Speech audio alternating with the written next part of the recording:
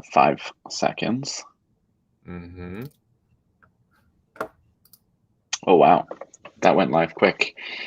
All right. Well, we are live with our 40th installment of Nansen Office Hours. Alex, how you doing this week? Doing pretty well. Got my new swag t-shirt on. Subtle Nansen logo there. And a big one in the background. Oh, And we've got the little Nansen logo on the stream as well. We're just Nansened out. I unfortunately do not have the shirt yet. Not good enough. Soon. Maybe you'll have one soon. Special delivery from Singapore to New York City. Yeah. So in exciting news, the Nansen team will be in New York, or a few of us from the Nansen team will be in New York next week for Masari Mainnet conference. So hopefully we can run into some of you guys at the conference. If you guys see us, feel free to say hi. We'd love to chat. We don't have a booth. We couldn't afford one. We're going into austerity measures for in case there's a bear market. Yeah. Kidding. But yeah, are you going to be actually going to the conference, or are you going to be hanging around the side events and stuff? I've kind of planned to meet up with a lot of people, but I might go to some events in the evening as well. There's going to be a Pleaser event, I believe. On the 25th, yeah, for dog holders. And I think I'm also going to a New York Yankees game. Whoa, you're doing the full American experience there. Yeah. I don't even know baseball. I don't even know the rules. You are asking the wrong guy. I'm not a sports guy. Yeah. Oh, okay. You're also not an American.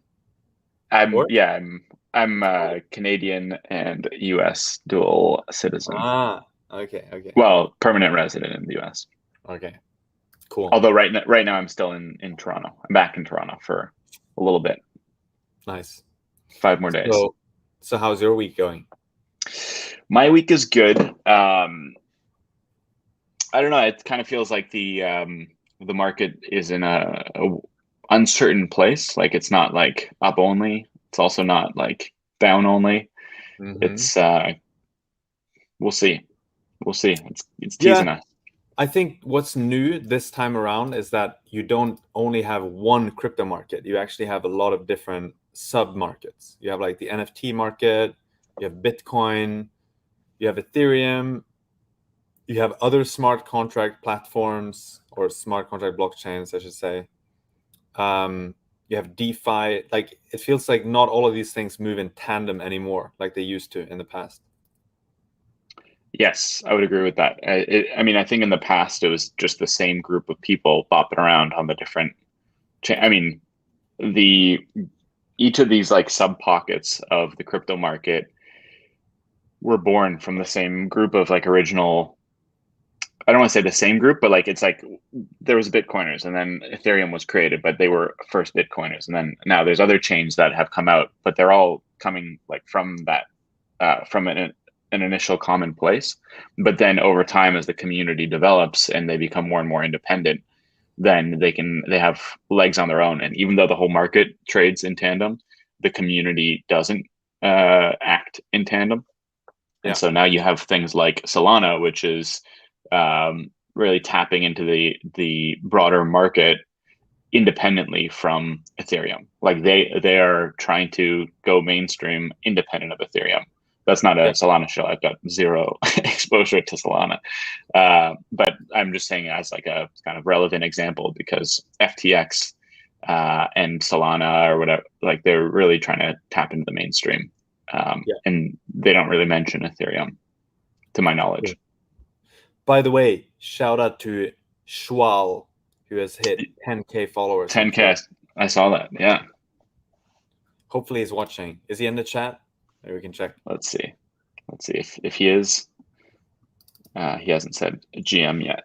Let me just toss a little GM here in the chat. Actually, today we're off to a slow start. Only 15 people watching. 15 people. Yeah, come on. Great people. That's true.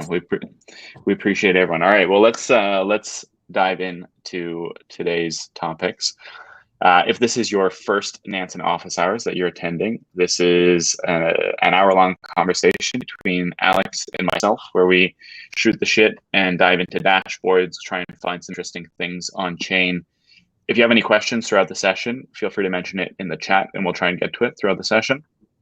Yeah, anything we mention in this or anything we do in these sessions are not financial advice. We're just playing around and showing you guys live how we might navigate certain things or participate in certain things, but it's not a recommendation or an endorsement. So let's dive in on whatever topic you want, Alex. All right, we can maybe just have a look at what we see on the home page. Let's see, share my screen. I'm gonna share my window, and here we go. Can you see my screen now? Nope. Now I can. Now you can. Yeah. Nice. Would you mind expanding it?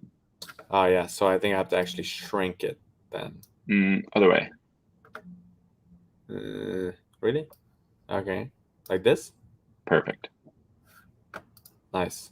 If you were to shorten it, would it make the text a bit bigger? It's just the text. Yeah, but I might be able to do this. Does that help? One more. Better if the view gets a little maybe one zoom in. Yeah, I think this one. Perfect. Okay, and cool. then Discord. I don't know if it's mine or yours, but thanks. It's mine. Okay, cool. Very good. Thanks for reminding me. Okay, so what do we see here? A few different things. So hot contracts, we can see smart money putting funds into various different smart contracts. Maybe we can have a look at those afterwards. Same thing with Polygon, and we have a few other chains coming. So BSC is gradually rolled out, or like I'm not sure I would say halfway rolled out, but it's if you click it, you can see some things like hot contracts for BSC. You see PancakeSwap, Bunny Park, and projects like that, and you can also see inflows to that. So BSC is like partially live. There are some dashboards that are going to be rolled out later, but we have smart alerts and hot contracts. But going back, let me change back to Ethereum. Going back to the home screen, you can look at hot contracts to understand where the funds are flowing and where the smart money is moving. You can also look at gas consumer accounts. I spotted this one earlier, but we can have a look at it. I'm not sure what it is. Also, integral token, which we could have a look at as well. But we could look at the gas tracker to see what's actually going on today in terms of usage of Ethereum. So I kind of like to look at this one down here. Sorry, this is the gas spender. So Binance being the main spender, Coinbase being the second spender, but this one, which is the consumers, so the smart contracts that are being used a lot on Ethereum. Uniswap and OpenSea are the two kings, but DYDX also, I think, had a lot of claims on the token about 6 days ago. Did you remember to claim your DYDX tokens? I actually didn't have any because of America. Oh, yeah. So you couldn't tell them you were Canadian. I could have. I actually don't use DYDX too often. Okay. But some of my normie friends have used DYDX, and they got just a sizable airdrop for what they would have expected. And it's one of those beautiful moments where you're like, yeah, just spend enough time in crypto and money will be rained on you. That's cool. That's very cool. I got a relatively small airdrop. I didn't get the 50K or whatever it was that some other people got. But yeah, got a few thousand anyway, so I'm not complaining. But yeah, so you can look at this, what's been happening. It's kind of a nice weather report. Art blocks, there's been some activity there as well. You see the spikes. You can also see optimism, which has a bit of activity. And it seems like one trend which we might look into a bit later is that there's a lot of bridging going on to other either L2s or to other chains. So I think, yeah, one of the things that our analysts highlighted was Phantom, where you can look at the, for example, the wallet profiler for AnySwap, the bridge. And we talked about this before we jumped on air here, that maybe I should try to bridge some funds over to FTM, to Phantom, just to see what it's like. What do you think? Is that something I we should say try yes. doing? Hard yes. Hard yes. Okay. So maybe before we do that, we can look at this AnySwap bridge, and then we can see if we can figure out how to use it afterwards. But you can see token balances here, meaning these are funds that have been moved from Ethereum L1 into Phantom in net terms, right? So it's holding like 140 mil USDT, which means that those assets have been mirrored on Phantom through the AnySwap bridge. And you can also see who are the main depositors of these different funds. I think maybe, yeah, this one shows a bit of Ether, but you can also see in terms of number of transactions that have been going in. So Zabuga.eth, don't know who that is. Maybe we can click through on them to figure out what they do. And then a few other ones. The mole.eth, very active. I would guess this one is the top one. Surely that's like related to Phantom itself, I would imagine. Or very active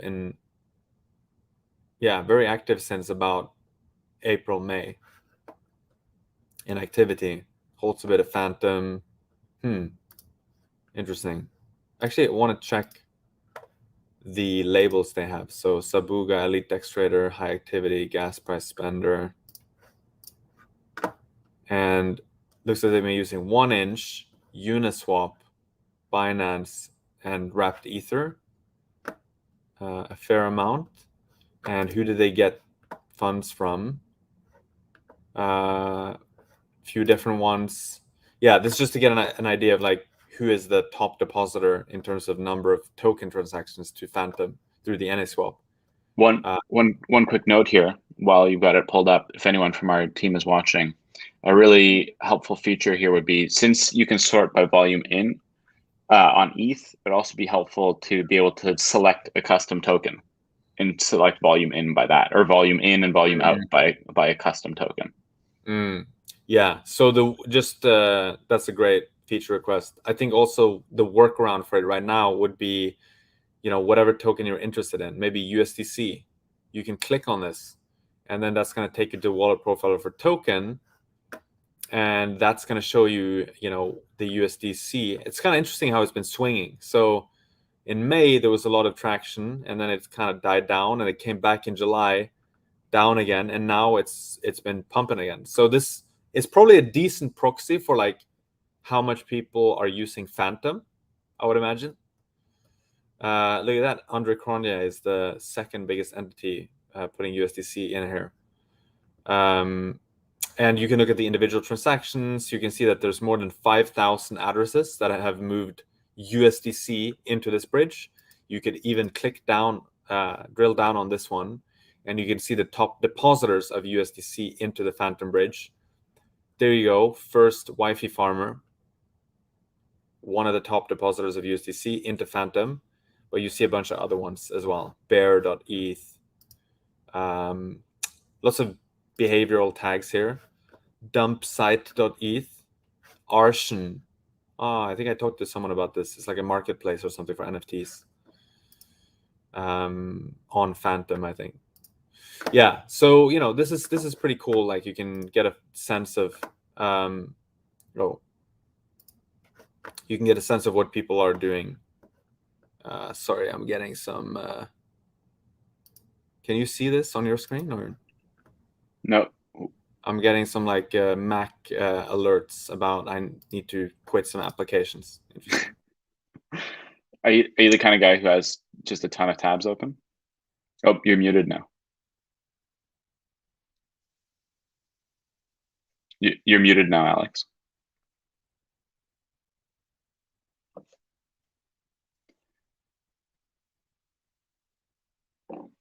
We'll wait till he unmutes here.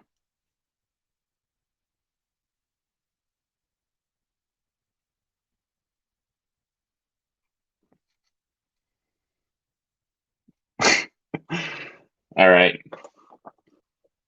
He'll come back in a few brief moments. In the meantime, if anyone has any questions, I guess we can chat a bit about NFTs while he comes back. There was a question in the chat about Gary Vee's project and him helping other projects get exposure. I think that's an interesting one. It's always interesting when people who are big in the traditional world come into the crypto space and start their own projects. I would say in his case, Gary Vee has done an excellent job of getting a ton of people exposed to NFTs. So I would say he's definitely a net positive. And it's always tricky. Welcome back. I'm just talking about Gary Vee. Okay.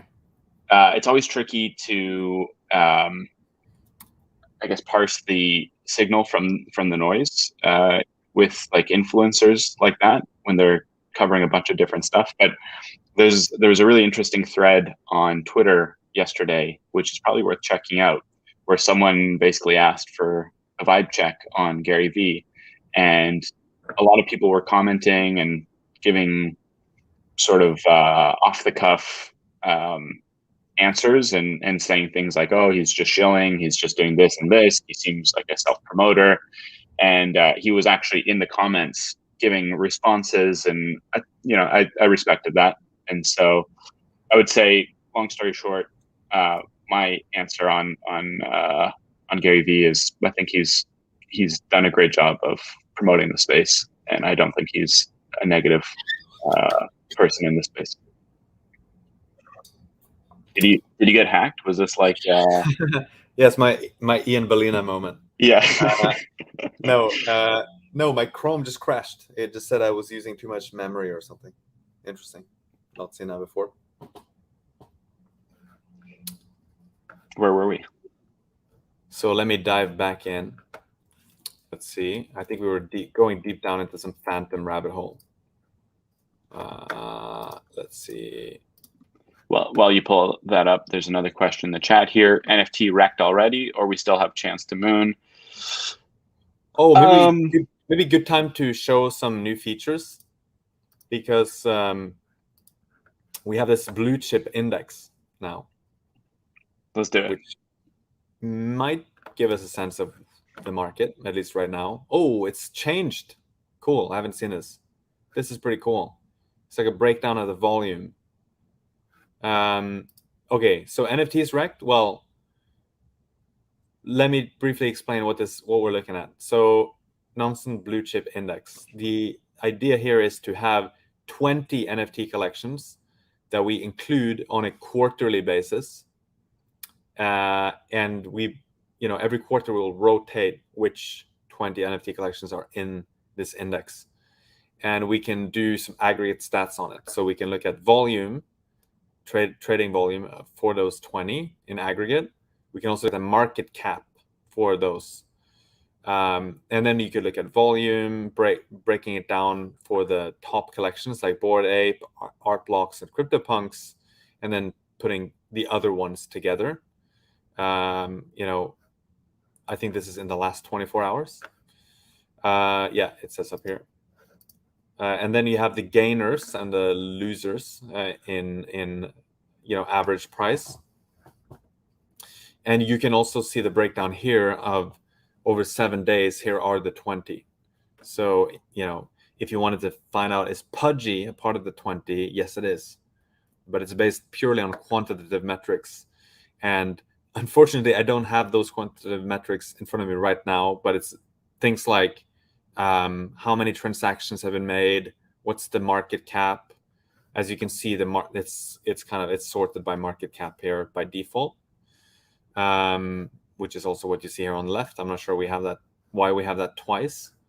But yeah, so it's like top market cap tokens, but we filter out based on number of transactions, number of holders, and so on and so forth. We also have this unique ownership, which is kind of cool. It shows it shows basically the number of addresses divided by number of NFTs in that collection. So if you have, 7,700 unique addresses across 10,000 pieces, you'll have 77%. So the currency by Damien Hirst is kind of the most decentralized on this metric. And Bored Ape Yacht Club is the second one. Zero and One Force, which I can never remember how to pronounce. Third, Pudgy Penguins. Fourth, Bored Ape Kennel Club. Fifth, etc. And VeeFriends, which you kind of touched on with Gary V, right? Just now. So to answer the question, yeah, go ahead. Continue. I was just going to point out some of these things, like the currency. Maybe not everyone has bridged over from Palm yet, so that stat might be. Oh yeah, that's true. That's true. So it's not necessarily like, what is it, 10,000 in that collection normally, but here you see number of wallets. You're right. So it's 1377, and then you would divide that by 0.77, I guess, to figure out how many pieces. Or actually 0.33, but yeah, 0.23. But yeah, so to answer the question on like where's the market going, it's very hard, I think, with NFTs, because I feel like since February or March this year, every month people have been proclaiming NFTs to be dead, and there just seems to be another catalyst coming up every month. And so even if it looks kind of bad, like looking at this, and at least in my opinion, you see, back here it had a new peak, went down, everyone says NFTs are dead, and then boom, it pumps again. But now surely NFTs are dead, right? And so they go down, and then you have another catalyst. And so it's hard to say exactly, when the NFT mania will be over, or if it will be like pretty much a super cycle of NFTs. But at least you can get a sense of like what's happening in broad strokes with the market by looking at the Bluechip Index. You can, of course, also look at the market overview on NFT Paradise, which also includes newer collections like CrypToadz and Galaxy Eggs and Pluto. CrypToadz. CrypToadz. That's hilarious. I thought it was CrypToadz. No, and we should talk about it too. Yeah, I think I just showed how much of a boomer I am for not knowing what CrypToadz is and thinking it's CrypToadz. Yeah, let's talk about that. Yeah, my thoughts on the market real quick are the pockets of the crypto market will really boom when the broader market is calm. So, for example, like DeFi season last summer did extremely well while Bitcoin was relatively flat and the broader market was going up. And like when things on the outside, like when conditions outside are relatively stable, then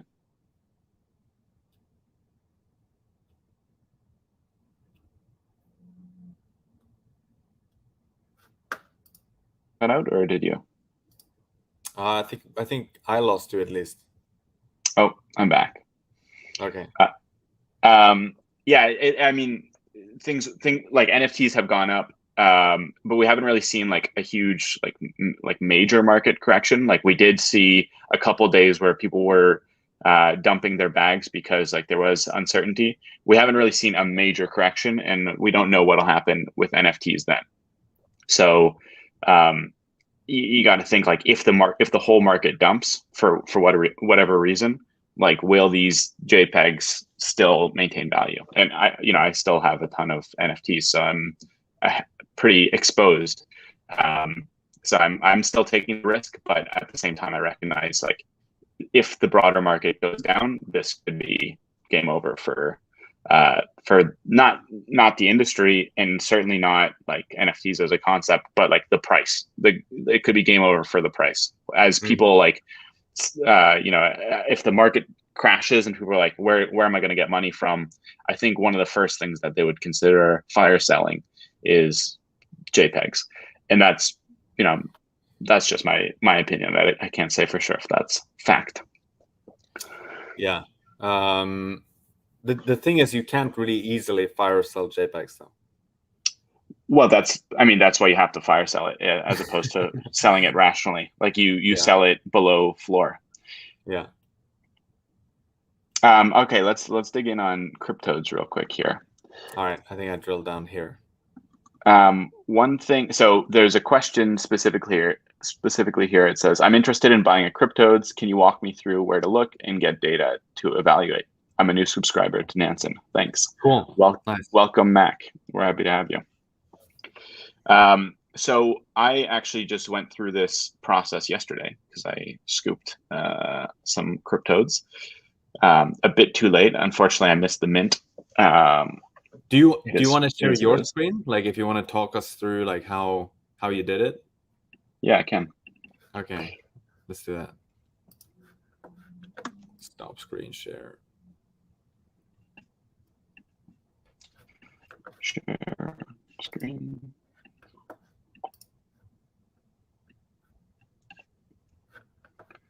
You can see my screen? Yes, I can. Perfect.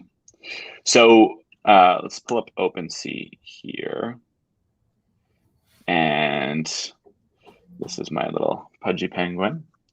We can go to CrypToadz. By the way, I bought them on my private account, so they won't be here. But one thing I'll first do when I'm looking at a collection is I'll just pull up the collection on OpenSea and I'll sort it in a couple different ways. First off, I'll check the buy now just to see what the floor is like. So the floor right now is 1.69. The floor might be a little weird here. I never understand why people will buy and then dump right after. In this case, I think they kind of expected it to keep going up and they're just cutting their losses early. Like they think, okay, I thought it was going to go from 1.77 to 2 point something. You can probably look at their listing history actually and see. Yeah, so 1.77, and they listed it at, this doesn't even make sense to me. I guess maybe a 1.89, and it didn't go. This person is going to be in a lot of pain if they're trading like this. Yeah, I would say like probably this is the same person. No, they bought and they thought they'd be able to flip it quickly because yesterday everyone was looking at these. So first thing is I'll just quickly scroll through here and try and get a sense of like what is rare, what are attributes that are worth looking at. Because sometimes you'll see something like this and you're like, oh, what is this, like what is this hat? Maybe this is rare. And so you pull it open and like you actually just do need to get a sense of what traits are rare. Like you pull this up and you're like, okay, it's not that rare. So you scroll through, you see some of these guys are short, some of them are tall, some of them have this hat, some of them have this like top bun, some of them have this like sparkly background, some of them are aliens. Is that rare? I don't know. Let's find out. Aliens, are they rare? Properties, alien, 3%, not that rare. Can you take a step back and like, why did you even want to ape into this in the first place? Like, are there influencers who own it, or like, what was the impetus for buying this?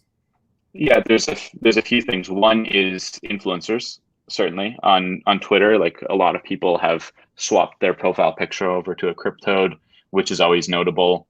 I think it's people swapping their profile picture to something for like a day or two happens all the time. Like, I don't know, people swapped it to crypto hodlers. I don't know if you remember that collection that got shilled by Pranksy, crypto hodlers. This collection was like shilled and like it went out really quickly, but it never took off long term. Maybe it'll still have a day. I don't know, but like people swapped it to this, and now no one has this as a profile picture. But this one people have been having for a little while, and there are a lot of like kind of notable NFT influencers who have this as a profile picture. So that's one thing. The second thing is GREMPLIN is, I would say, like a decently regarded pixel artist.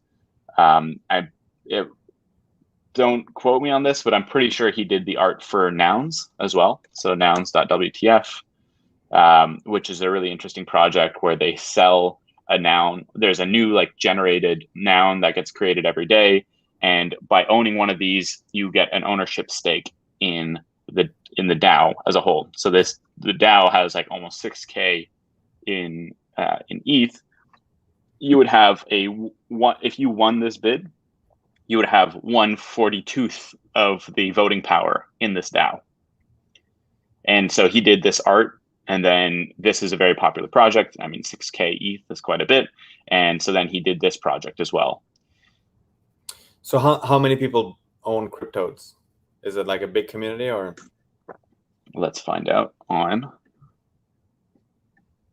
NFT Paradise, CrypToadz.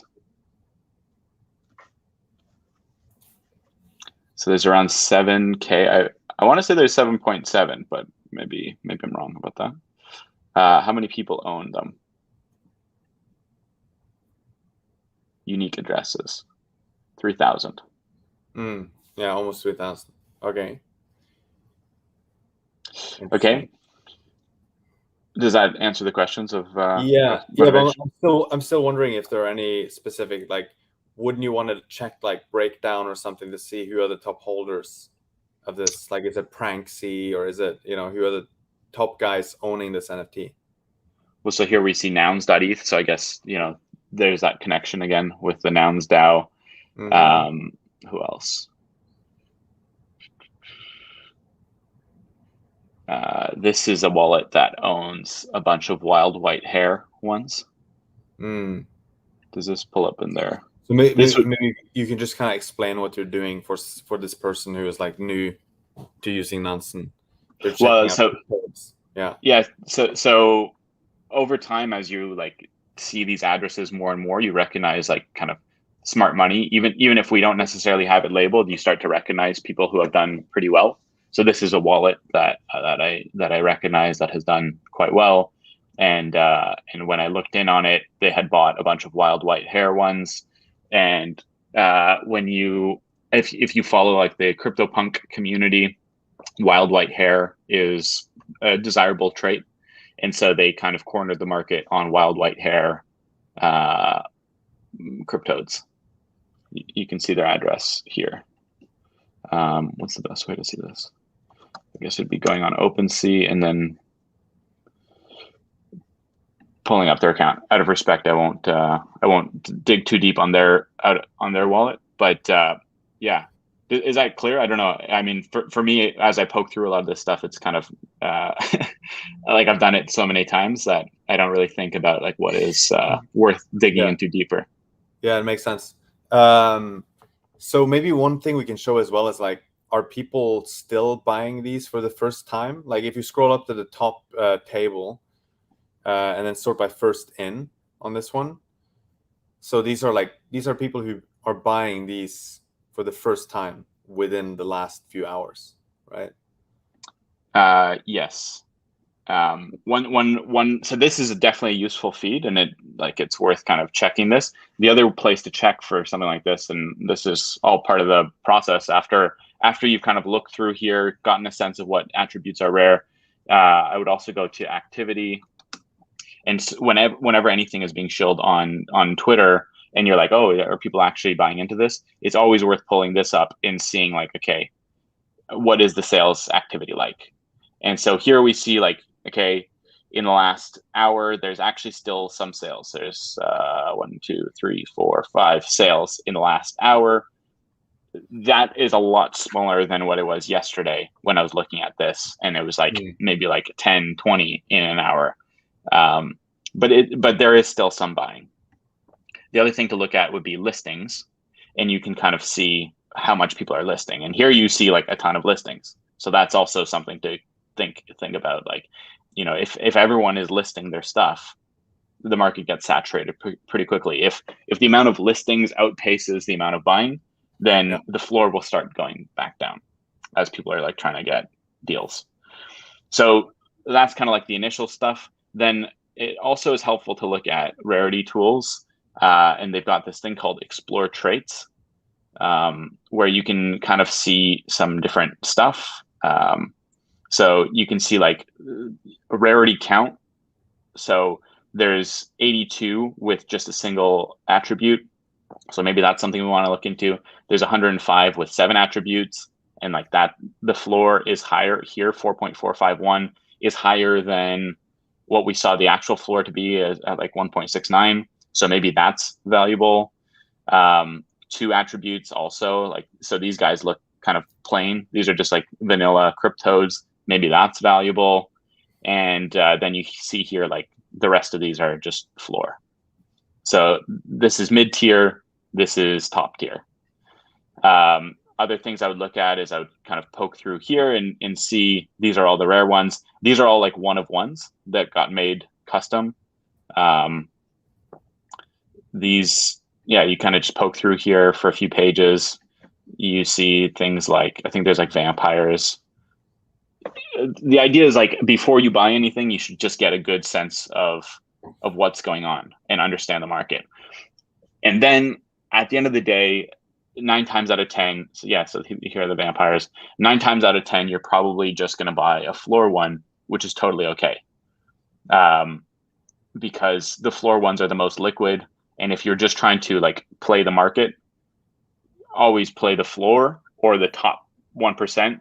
But like, what top 1% is way more expensive. So just, it's always kind of safer to just play the floor. And then at the end of the day, you're just going to like look through here and see which attributes you like. You're probably not going to get anything too rare. I don't know if it's my internet or OpenSea. I liked the robots when I saw them. I thought they were kind of interesting. Let's give this a second. I think it's OpenSea. I mean, your connection is fine with the video, so.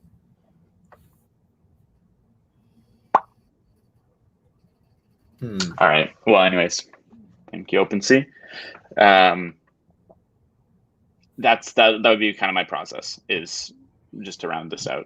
I would then look at here, find one that looks decent near the floor, and probably just scoop that. The other thing you can do, like, so I mentioned that there's a ton of listings going on. You can just keep this feed open for a while. Try and just keep an eye on things that get listed. And if you see one that looks decent, that's in like a price range that's comfortable for you. Like, let's say you want to play the floor, but you're comfortable paying anywhere up to 2 ETH for something. You're looking between like 1.7 and 2 ETH. You can kind of just keep reloading this when OpenSea decides to work, and then see anything that gets listed between there, and you can be the first one to scoop it. Sometimes there's like rarer ones that get listed near floor as people kind of capitulate or get nervous about the market. And you can be the first one to scoop it through here. Nice. QED. QED. Do we have any other questions in the chat? Let us find out.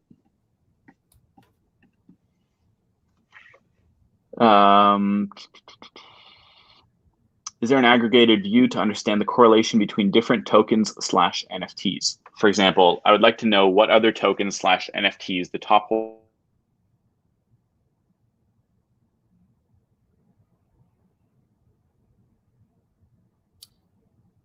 Looks like we may have lost Daniel. Let's give it a second.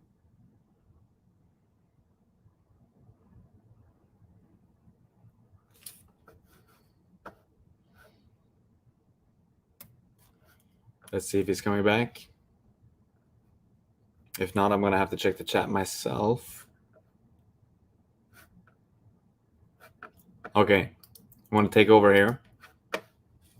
I don't have the chat in front of me, so I'm just going to go and have a look at some other stuff in Nansen.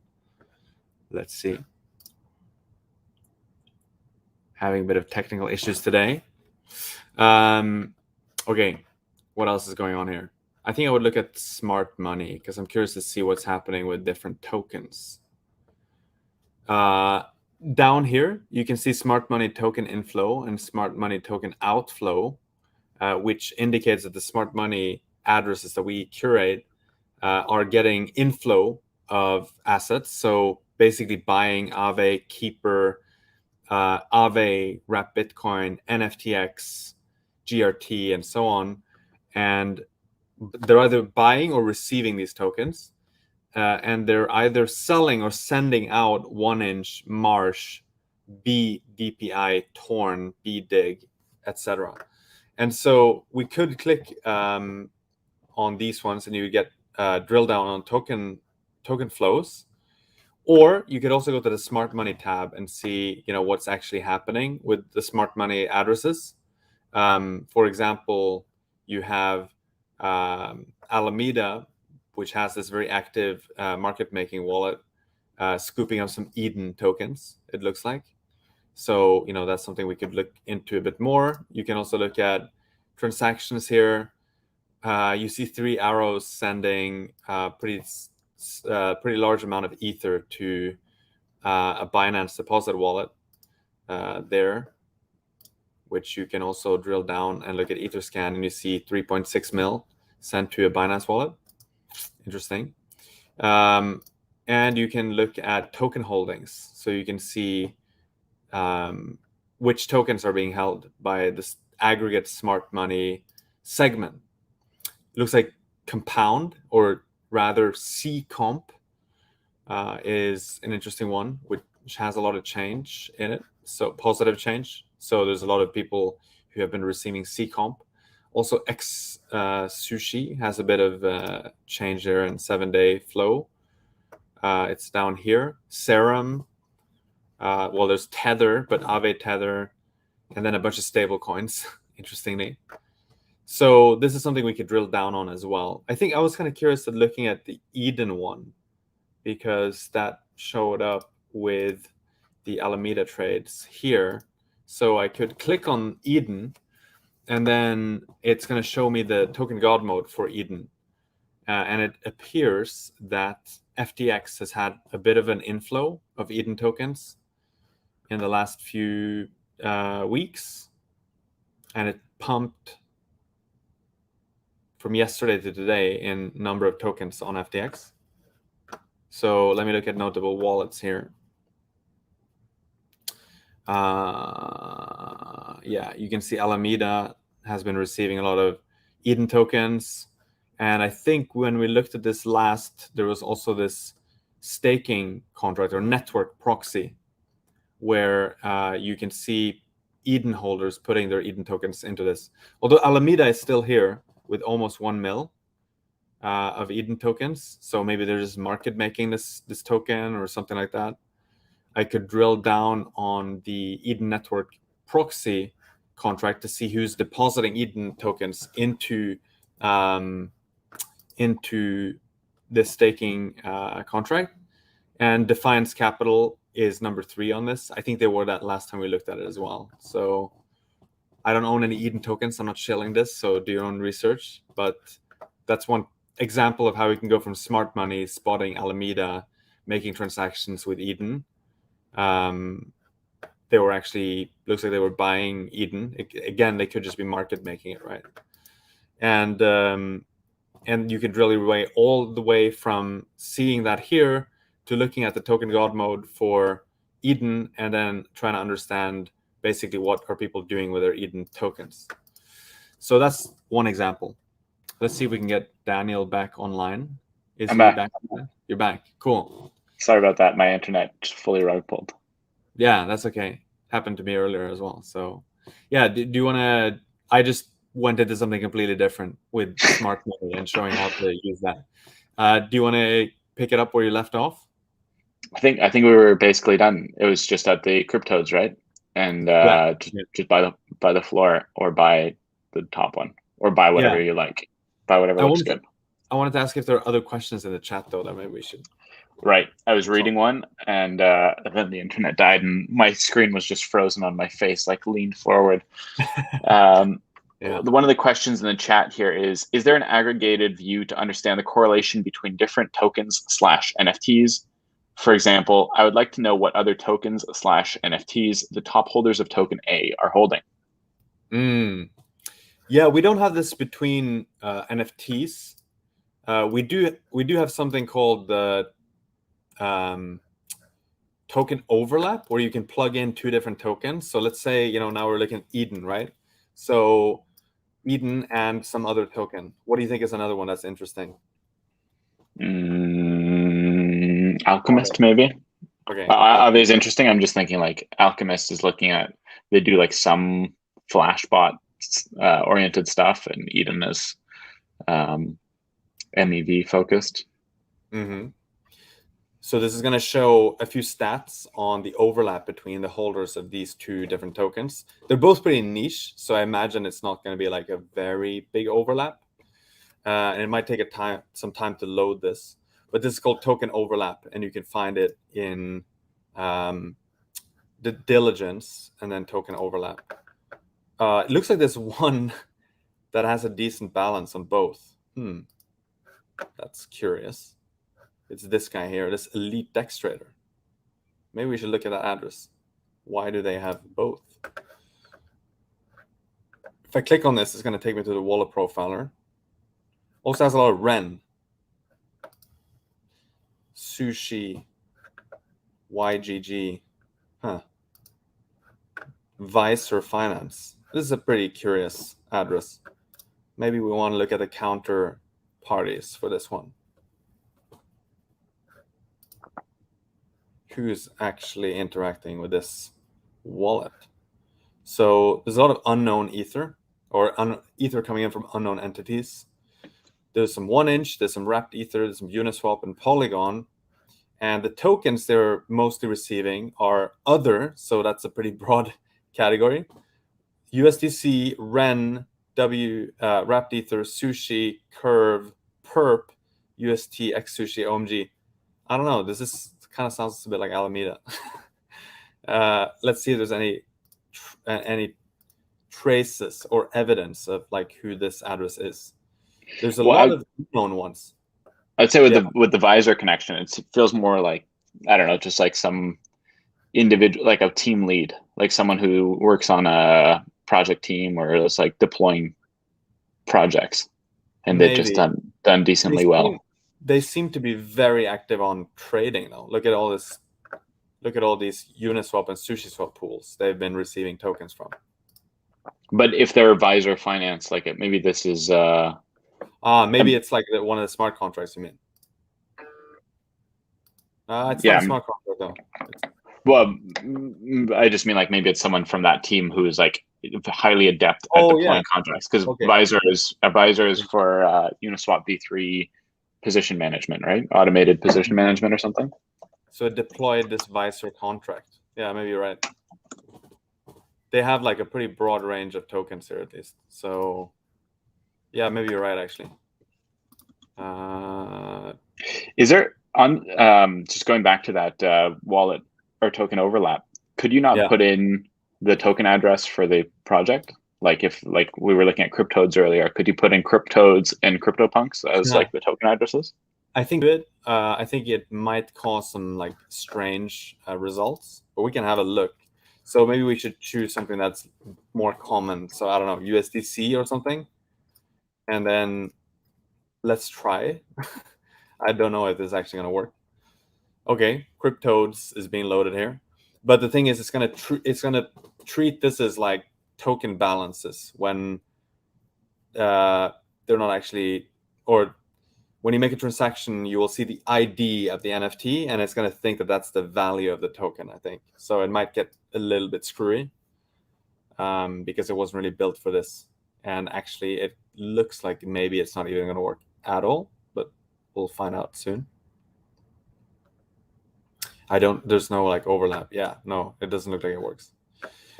Maybe it could be adapted to do this. But I think like the original question is more like, if you are looking at CrypToadz, like what are some other NFTs that they are investing in? So we don't have that for now, but I think that's a good piece of feedback. And if you go to feedback.nansen.ai, you can add that as a suggestion. I knew that was coming next. Yeah. So go to feature requests, and then you can basically add it here. Existing dashboards, add related NFTs or something. Okay, next question is, what is the difference between, sorry, where'd it go?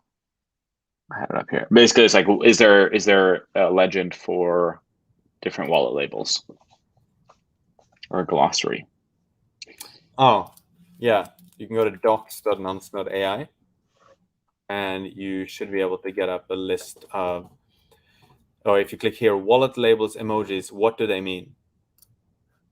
Click this, and then you will have a description of the different labels here. Next question is,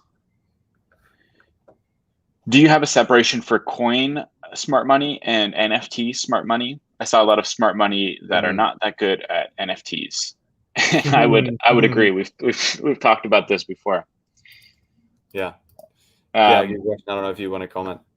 We don't right now, and that's why earlier I was like, manually pointing out a couple of the wallets that I recognized that were smart money, and it's just because I've spent a lot of time looking at these dashboards and these different wallets. There are like, if you kind of scroll through the profit leaderboard, you can definitely start recognizing more names and just kind of get a sense of them. We should probably label more of these. It's kind of tricky. I mean, it's hard to exactly say what is a great NFT trader that is like, I don't know, that like a durable label of like what a smart NFT trader is. Is it someone who's made a ton of profit? Yeah, probably. I mean, like, so we do have PrNXT labeled there, but at the same time, like, he got in at the right time. A lot of these people who have done extremely well got in at the right time. So are they still worth following? Maybe. There's other people like MEV Collector here. You pulled up, or you'll find him somehow. He's written a bunch of threads about how he uses Nansen to trade, or how they use Nansen to trade. And so I would say they're a smart money NFT trader. Long story short, we don't have the labels right now, but if you have ideas on how we can put together a good heuristic, we'd love to hear it. Maybe in the feedback section on Nansen, you can just say smart money for NFTs. We are chatting about it. I mean, we've got a bunch of thoughts on what it is, and we're gonna put it out at some point, I believe. I think also it's worth noting that we do have this concept of notable buyer, which you sometimes see in these NFT dashboards. And notable buyers include smart money, but they also include like legendary NFT traders and so on, or legendary NFT collectors. So that's maybe another thing to note, that the notable buyer category is a bit broader to include a few addresses that are not necessarily smart money from our heuristics, but they are very active with NFT trading. Okay, next questions here.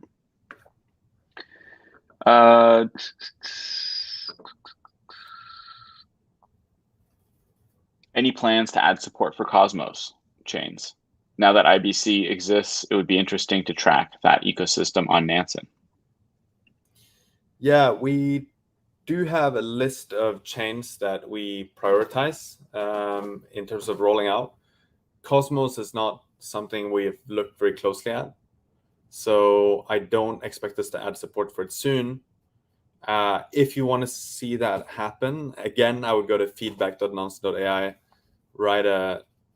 It takes 20 seconds to do this. Write up a quick suggestion that you can do this, and then if you want to get people to upvote on it, then we will weight it more heavily when we prioritize chains. But for now, we're focusing on the broader Ethereum ecosystem, meaning mostly EVM chains. And then we're also looking at a few other non-EVM chains to support relatively soon. Next question. How do you interpret smart money inflows? Is it usually a case of being too late by the time the smart money activity is finished purchasing large amounts of a token? I would say that's maybe kind of a leading question, and we should probably produce some research to look into that more closely, because you could look at correlations with price and so on. In my anecdotal experience, I would say you tend to see accumulations take place over a certain amount of time.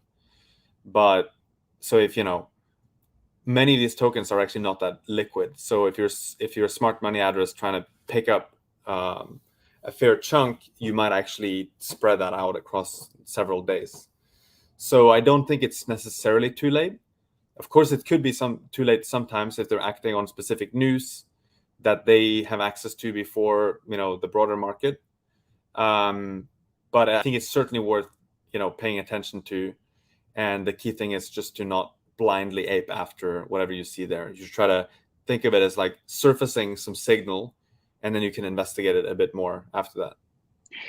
Yeah, I mean, everything has nuance, but I don't think it's too late at all. I mean, when you see like one of the earliest use cases that like really cemented Nansen for me as like just a super powerful tool was back when Urine was doing all those mergers and announcements last year. And like you could just so obviously see these like big accumulations. Now we didn't really have smart money labels that back then, I don't think, but like you could see just accumulations like on chains where there were rumors of like a merger happening, and like you would start recognizing addresses, and then you're like, okay, like this is a shoe-in, or like this is it's not that it's a shoe-in, it's like all of these things just change your risk reward analysis on a trade. Like they just kind of make a trade more attractive when you see a lot of smart money in it. It doesn't mean you should ape in necessarily. It just is like, okay, this is another data point in my analysis. I mean, we've looked at it time and time again. Like maybe 2 weeks ago, we saw Delphi scooping up Lido token, and like within like a day or two, the Lido token made some like announcements, or I don't know, they announced like a new round or something like that, and you weren't too late. Yeah, I just noticed while you were talking about this. I mean, I went into Aave, right? So the cool thing is you see smart money token inflow. Okay, let's look at token god mode. Like, let's try to break down this $4.7 million inflow. What's going on here? And you see Defiance and you see Arca. These are like well-known funds. And you can see, well, Defiance, it looks like they just withdrew some Aave tokens from some staking contract. But Arca, it looks like they received it from Genesis Trading. So does that mean that they bought Aave from Genesis Trading and then withdrew, or did they just withdraw some of their existing Aave tokens? I don't know, but could be worth like putting some kind of smart alert on the Arca wallet for Aave, for example, if you wanted to keep track of that. So the idea is like we surface the signal through these different dashboards, and then you can drill down and try to zoom in on the stuff that actually looks like there might be some narrative developing. But of course, you can't just blindly look at smart money inflow and then you ape into Aave just from looking at that. The key thing is to keep digging a bit deeper to feel like you understand what is actually going on under the hood. Next question is, can you add NFT sales from notable buyers as well? That way we could see when they exit again. I think that's a fantastic idea. Mm-hmm. Yeah, I like it. So please go to feedback.nansen.ai and add it. Okay, next question is from our friend Oven. Is it possible to see who are the participants for a specific Gnosis auction with Nansen? Trying to figure out who else aped in TracerDAO via Gnosis. When was TracerDAO? Maybe we can ask about that. I'm not sure we have it here, or when it actually was created. Yeah, I'm not sure either. I'm actually not familiar with TracerDAO. Yeah, same. Maybe if you drop the address, then we can have a look at it. I'm not sure when it took place. Tracer.finance, it looks like, is the website.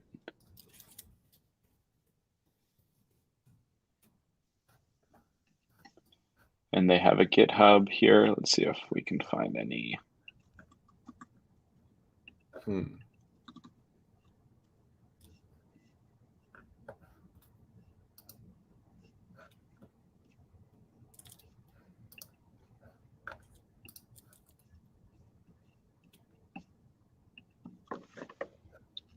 What's this one? CP? CP, I don't know, but it has Dodo. The Dodo deployer deployed it. So I would want to look at, why does it have a bunch of USDC? Where does that come from? Dex traders, a bunch of people putting USDC into this one. 288 incoming addresses putting USDC into the CP contract. I don't know what this is other than it's deployed by Dodo. So we could look maybe to see if is Dodo doing anything interesting. Is it this one? Breeder Dodo. Live now, farm here, collaboration. Is it this one, perhaps? Thales initial offering now oversubscribed. So maybe 0x FA64. Let's see. CP. Yeah, it's this one. That's it.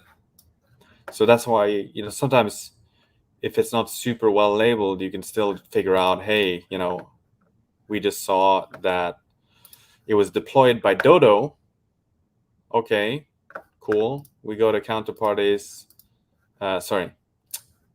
We go to USDC because it holds all the USDC. It doesn't hold that much Ether. So you click on USDC.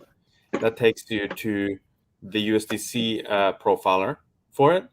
You see a bunch of people aping in. You can click incoming addresses, and then you can see who's depositing into it. And, you know, by learning that it was a Dodo contract, going on Twitter and looking for Dodo, seeing that, okay, there's an initial offering, that helps us understand what's going on here. So you can see the breakdown here. Yeah, quite a few addresses that put funds into this. One that put more than 4 million.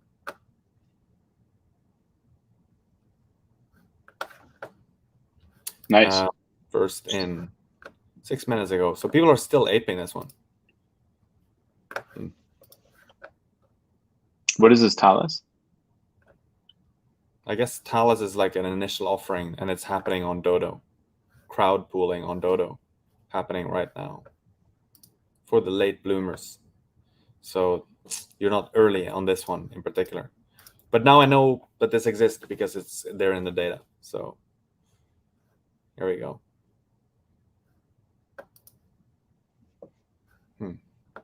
Okay, cool. Maybe that's a good place to wrap. That is a good place to wrap it. Oven, we can chat more off air about that, or just feel free to ping the Alpha Discord. Cool. Well, let's wrap things up there. Apologies to everyone for the technical difficulties today. But next week we will be both in New York, so we might try and do a special session live in person. Who knows? We'll see how it all plays out. Anything to add before we wrap up, Alex? Thanks for joining us. As always, smash that like button, subscribe, tell all your friends, and we'll see you in New York next time. See you, everyone. Thanks for joining. Take care. Bye. Bye-bye.